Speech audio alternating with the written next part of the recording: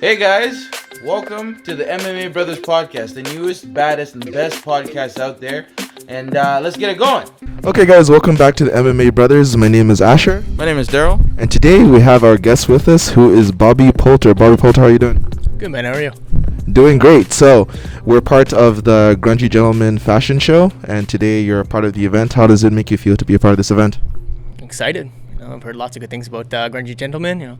Jade seems like a nice, awesome guy, so I'm excited to be a part of the show. So, just a quick question. How did you get into fighting? What's your motivation? Just walk us through how you got into this whole community. So BTC was actually the first gym I ever came and trained at. When I moved here when I was 18, never been in a gym in my life, a martial arts gym. And when I came here, started BTC, I grew to be a part of this family very quick. Even though I left to go explore a different job opportunity, I still stayed in contact with the BTC crew. They're awesome. I've even competed for their pro promotion as well. And I just can't wait to be fighting again, let alone for who, but I'd love to be, back with BTC soon. So how have things been going, obviously, with the COVID-19 situation? Training must have been an issue, meeting coaches, and, obviously getting your reps in to make sure you're ready for your next fight. So how are you dealing with that situation? Yeah, so it was tough at first, but the Parabellum crew and the BTC crew, they're training regardless of what happens. You always got to be ready. You never know when the fights are going to come.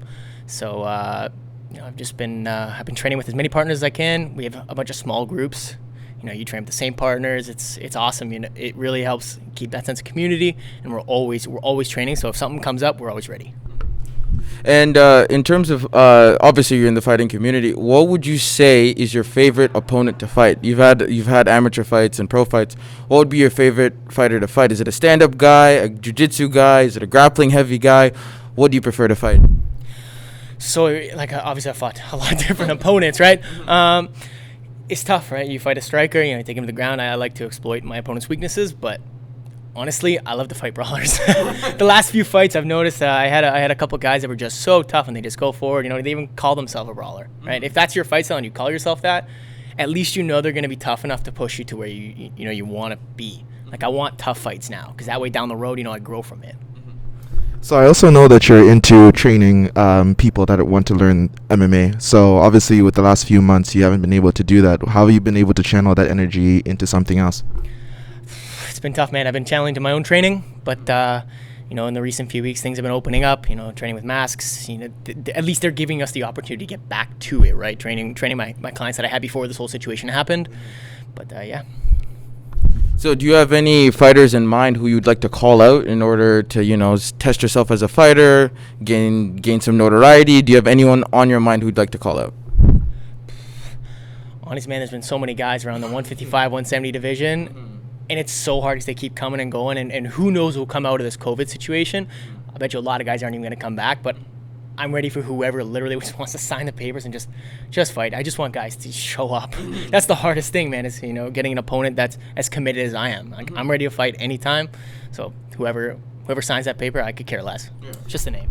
So we have a lot of Canadian role models that you can follow in terms of the welterweight division. We have Rory McDonald, we have GSP. So do you have necessarily an idol fighter that you kind of wish your career would go along with? It's tough with those kind of idols. I actually prefer to keep my idols in my group. Guys that I look up to are the guys that I train with every day. As much as I love watching, old GSP fights, right? As much as I want to be as good as he was, I don't actually know what his training is and how his life went, but I can see the guys around me, Scott Hudson, Adam Asenza, even Suri.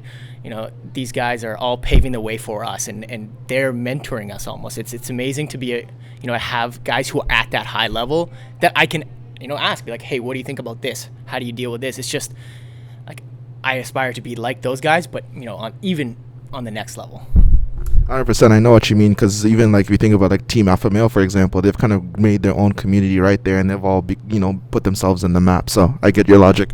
And for fans who tune in who've never seen your fight, what would you tell them to expect the moment they tune in and see your fight? They're going to see a smart fight, man. Every fight that I've had that's gone the 3 rounds, you look at it, the first round, it's nice and light, but second and third, I'm going to pick up the pace, I'm going to smother somebody.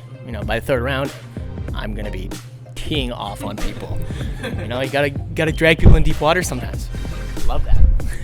Bro, I've seen your fights. You're an entertaining fighter. Some of the people that you fought, I don't even know how like they were able to go so far. And yeah, I just wish you the best of luck in your career. Thank you, man. I really appreciate that. Yeah, thank you. It's nice to meet you guys.